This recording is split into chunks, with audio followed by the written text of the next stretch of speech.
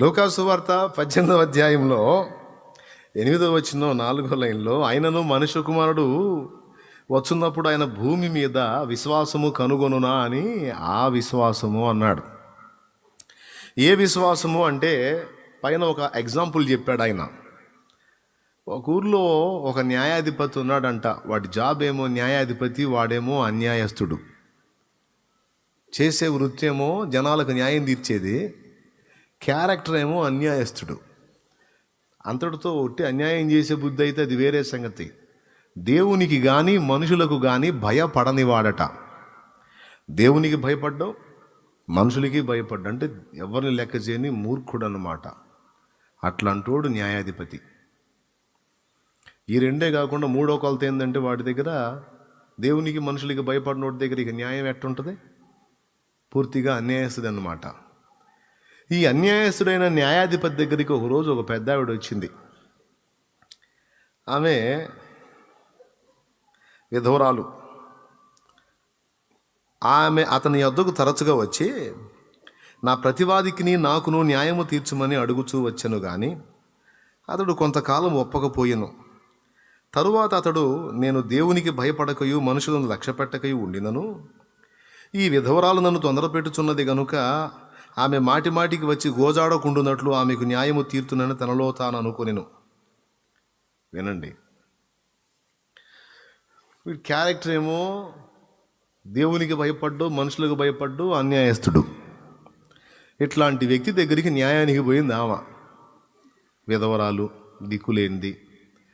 వెళ్ళి, అయ్యా, నాకు మరొక వ్యక్తికి ఒక విషయంలో వాదం వచ్చింది, నాకు అన్యాయం జరుగుతుందయ్యా, భర్త లేని దాన్ని, విధవరాలని, దిక్కులేని దాన్ని అయ్యా, నా పక్షంగా మాట్లాడే వాళ్ళు ఎవరూ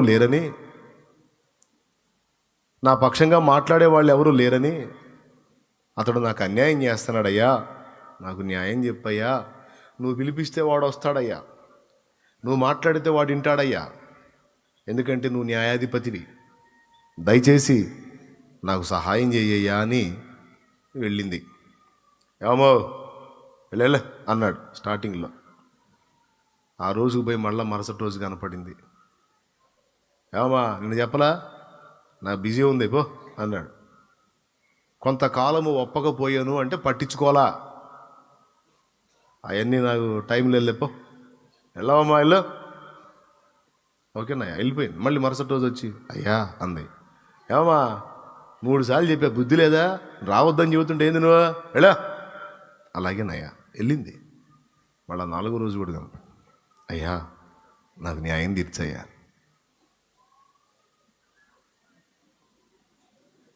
నీకేమన్నా మెంట్లా ఏంటి నువ్వు, ఎలా? సరేనయ్యా పోయింది. మళ్ళా మరుసటి రోజు వచ్చింది. ఎన్నిసార్లు అని చెబుతాడు వాడు మాత్రం.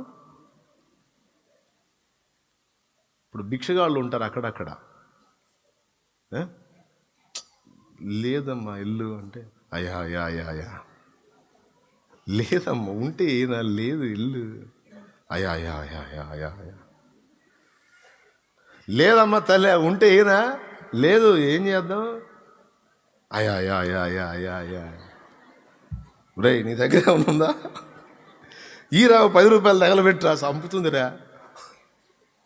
అయ్యా అయ్యా అయ్యా ఇస్తాను ఆగు, సంపవాకే ఆగు, వాడు చిల్లర తిని ఇస్తాను అంటాం కదండి సహజంగా. మన దగ్గర లేకపోయినా పక్కనోటి దగ్గర మనం అడుక్కొని, ఆమె ఆ కారు బయట ఉండి, ఆ సెంటర్లో ఉండి, ఆ బయట ఉండి ఆమె అడుగుతుంటే, ఆమె బయట ఉండి ముష్టెత్తుంటే కారులో చిల్లర లేక మన పక్కోడి దగ్గర ముష్టెత్తు, వాడిచ్చింది తీసుకొని ఇచ్చి, అయ్యా ఇప్పుడు నీకు 10 రూపాయలు రుణస్తున్నాయి, ధర్మప్రభువి, ఆ పోడు నుంచి నన్ను కాపాడావు, లేకపోతే ఈ సిగ్నల్ ఇప్పట్లో పడేటట్లేదు, నన్ను సాగు కొట్టేది. అవునా? అంటే ముమ్మారు లేదన్నా, ఆపకుండా గోజాడుచున్నందున కొట్టలేవు, తిట్టలేవు, గద్దించినా సరే బ్రతిమాలుచున్నందున ఇక నువ్వు బెండవక తప్పదు. అవునా? ఈ పాయింట్ని పట్టుకోండి. రెండోది, ఇప్పుడు 5 సార్లు చెప్పాడు, వీడు 6వసారి మళ్ళా కనపడింది. ఇక ఇప్పుడు ఏం చేసేది తెలుసుగా, నాలోలా కనపడన్నాడు. అలాగేనయ్యా, ఎందుకు ఈ 4 రోజులన్నా ప్రశాంతంగా ఉంటుందిరా. ముందు నాకు ఈ మనిషి కనపడుతుంటే నాకు నరాల వీక్నెస్ వస్తుంది. ఇక నాలోలా కనపడిపో అన్నాడు. నాలోలా కరెక్ట్గా కనపడింది. వచ్చావు. చాలామందిని చూశాను కానీ నీ ఇలాంటి దాన్ని చూడలేను నేను. దెయ్యం పట్టినట్టు పట్టావు నా ప్రాణానికి. 5 రోజులు ఆగి రాపో అన్నాడు మళ్ళా. ఎందుకంటే వాడికి ఓడిపోవటం ఇష్టం లేదు. కరెక్ట్గా 5 రోజుల తర్వాత మళ్ళీ కనపడు. అయ్యా అందే, వచ్చావా? నా పనులన్నీ మానుకొని నువ్వు ఎటు కనపడతావని దేవులాడుకుంటావు అయిపోయింది నా పని. ఆ గేటుకు వస్తావో ఈ గేటుకు వస్తావో అర్థం కాకుండా ఎటో ఒకటి రావాలని పొద్దున్న నుంచి ఎదురు చూస్తున్నా నీకోసం. పిచ్చెక్కిచ్చావు కదే తల్లే, నా ప్రాణం తీస్తున్నావు. ఒరేయ్, వాడు ఎవడో తన్ని తీసాడండి, నా ప్రాణం తీస్తుంది. గద్దిస్తే అయ్యా అంటది, కొట్టపోతే ఇసుక్కోపోతే అయ్యా అంటది. వాడు అంతు తేలుస్తావని పట్టరాంట్రా అని ఫిక్స్ అయిపోయాడు. ఈ మాట నేను చెప్పలా, యేసయ్యే అన్యాయస్థుడైన న్యాయాధిపతి. ఒక రకంగా చెప్పాలంటే వాడు ఒక ఎడారిలో నీళ్ళు వస్తాయా? తెప్పించింది ముసలమ్మ. స్తోత్రం చెప్పండి. బండ జలాలు ఇచ్చిద్దా? ఇయ్యదు. తెప్పించింది ముసలమ్మ. ఏమంటారు కాదా? రాతి నేల ఫలం ఇచ్చిద్దా? ఫలం ఇచ్చిద్దా? రాతి నేల ఇప్పించింది ముసలమ్మ. విధవరాలు, పెద్ద ఆవిడ. ఏమండి, దీని అంతటికి హైలైట్ ఏంటంటే విశ్వాసం అండి. దానికి ఉన్న దమ్ము అదండి. విశ్వాసానికి ఉన్న దమ్ము అది.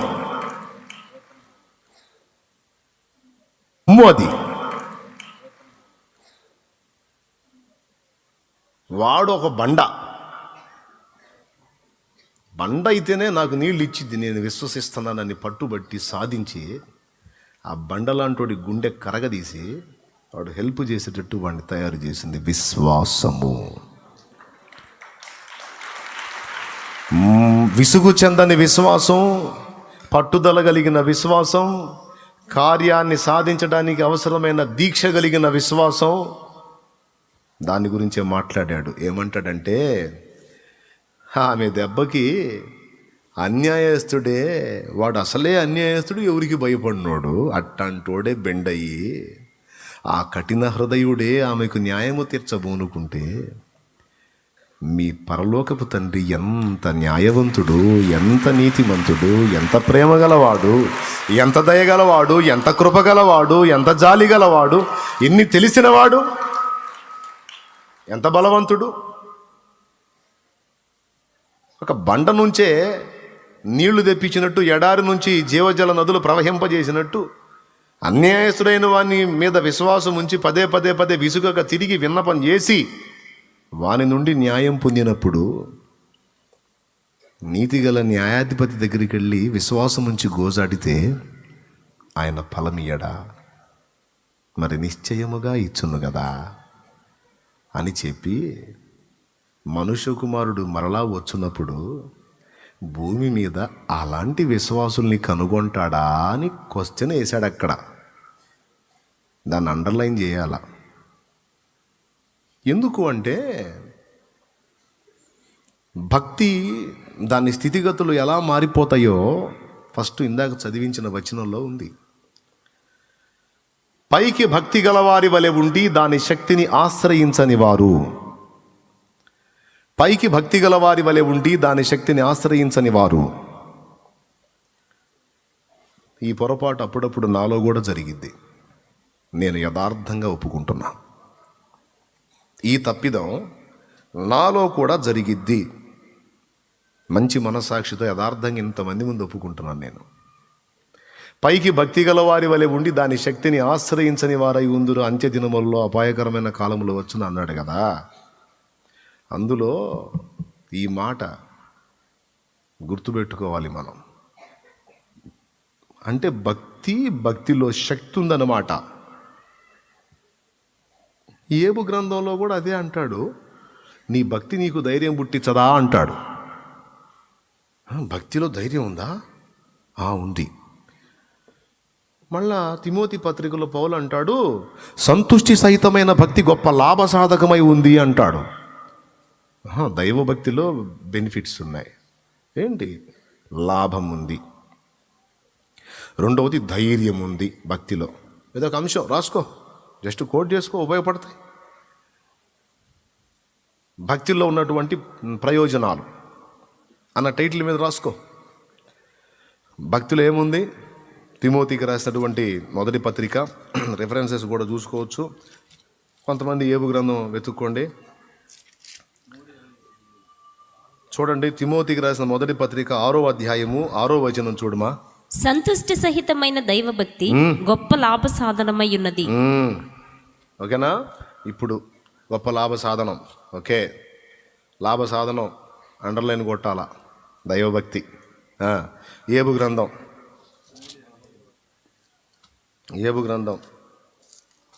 కనపడిందా నాయన? 4వ అధ్యాయం 6వ వచనం. 3:25లో ఏది వచ్చునని నేను బహుగా భయపడుతున్నా, అదే నాకు సంభవించిందని ఉంటుంది. అబ్బాయి 4వ అధ్యాయము 6వ వచనం. నీ భక్తి నీకు ధైర్యము పుట్టించదా? ఎలీఫజ్ గారు అంటున్నాడు. అంటే భక్తిలో ధైర్యం ఉందన్నమాట. రాసుకో. తిమోతికి రాసిన మొదటి పత్రిక 4వ అధ్యాయము 8వ వచనం కూడా చూడు తల్లి. 7-8 వచనాలు చూడు. అపవిత్రములైన ముసలమ్మ ముచ్చట్లను విసర్జించి దేవభక్తి విషయములో నీకు నీవే సాధకము చేసుకునుము. చూడండి ఉంది. అపవిత్రములైన ముసలమ్మ ముచ్చట్లను విసర్జించి దేవభక్తి విషయములో నీకు నీవే సాధకము చేసుకునుము. శరీర సంబంధమైన సాధకము కొంచెము మట్టుకే ప్రయోజనకరమవును గాని దైవభక్తి ఎప్పటి జీవం విషయంలోనూ రాబో జీవం విషయంలోనూ వాగ్దానముతో కూడినదైనందున అది అన్ని విషయములలో ప్రయోజనకరము అన్నాడు. ఏమయ్యా? ఇప్పుడు చెప్పండి, భక్తిలో ఏముంది? లాభం ఉంది. భక్తిలో ఏముంది? శక్తి అంటారు, ధైర్యం ఉంది. రైట్. దైవభక్తి అన్ని విషయములలో ప్రయోజనకరం. ఇప్పుడు తిమోతికి రాసిన 2వ పత్రిక 3వ అధ్యాయము 5 చదవండి. అక్కడ శక్తి అంటాడు. అది రిఫరెన్స్. పైకి భక్తి గల వారి వలె ఉండి దాని శక్తిని ఆశ్రయించని వారునై ఉందురు. ఇట్టి వారికి విముఖుడవై ఉండు నాయనా అన్నాడు. వాళ్ళతో నువ్వు ఏకీభవించొద్దు. భక్తి చేయటం కాదురా, దాని శక్తిని నువ్వు అనుభవించాలి, లోకానికి కూడా చూపించాలి రయ్యా అంటాడు. అది అది అది అది అది కొరింథీ పత్రికలో అంటాడు, నేను వచ్చి వారి మాటలను కాదు వారి శక్తినే తెలుసుకుందును. దేవుని రాజ్యము మాటలతో కాదు శక్తితో ఉందన్నాడు. శక్తి ఉత్పన్నం కావాలంటే భక్తి కావాలి. దేవునికి స్తోత్రం.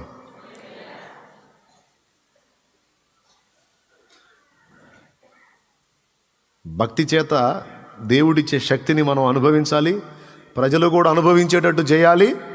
మళ్ళా ప్రజలు అనుభవించి మనల్ని గణపరుస్తుంటే మా సొంత శక్తి చేతనైనను మా సొంత భక్తి చేతనైనను ఈ కార్యము జరిగించినట్లు మీరు మారుతట్టే అలా తేరి చూచుచున్నారు అని నజరేయుడు యేసు వైపుకు మహిమ తిప్పాలి.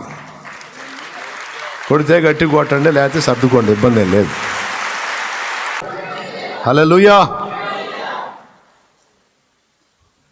ఇప్పుడు పాయింట్కి వద్దాం.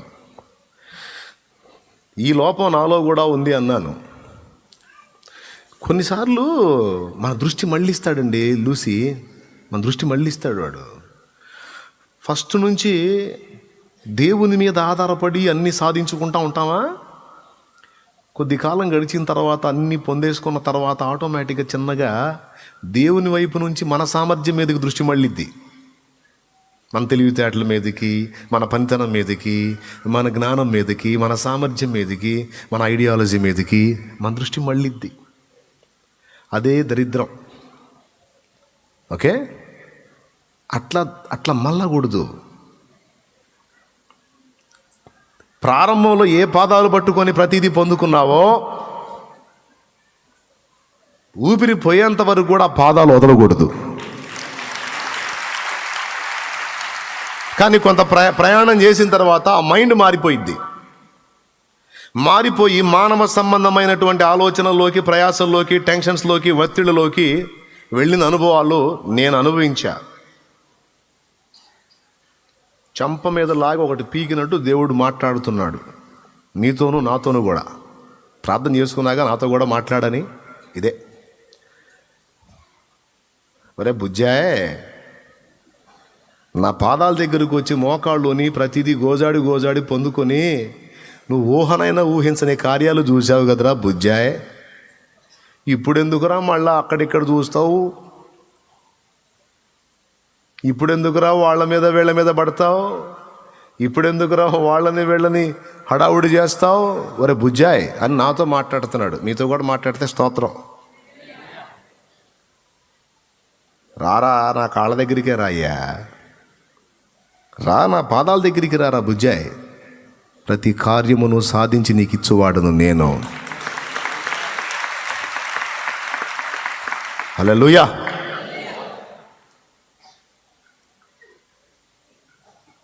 విత్తనం నాటుతాడు రైతు. ఫలం అతని చేతుల్లో ఉందా, నా చేతుల్లో ఉందా? ఒక తెగులు పంపిస్తే అబ్బాయి ఎన్ని ఎరువులు వేసినా బుసే, ఎన్ని మందులు కొట్టి పిచ్చికారీ చేసినా బుసే, ఏం చేతికి రాదు. అంటే వ్యవసాయదారుడు విత్తనం విత్తితే పంట చేతికి వచ్చేది దేవుని దయ. కష్టపడి చదివినవాడు ఒక అద్భుతమైన ఉద్యోగాన్ని సాధించాడంటే దేవుడు పెట్టిన భిక్ష. లేకపోతే గొప్ప చదువులు చదివిన వాళ్ళు చిత్తుకాయతాలు ఏరుకుంటున్న వాళ్ళు చాలామంది తెలుసు నాకు. పెద్ద చదువు చదివారు, పాత సంచి తీసుకొని రోడ్డెంబడి చిత్తుకాయతాలు ఏరుకుంటూ ఉన్నారు, కాగితాలు ఏరుతూ ఉన్నారు. ఎందుకు ఏరుతున్నారు కాగితాలు? మైండ్ ఎఫెక్ట్ అయిపోయి. కొంతమంది గొప్ప చదువులు చదివి కూడా నిష్ప్రయోజనం అయిపోయి ఏ ఫలము లేకుండా దుఃఖపడుతున్న వాళ్ళు ఉన్నారు.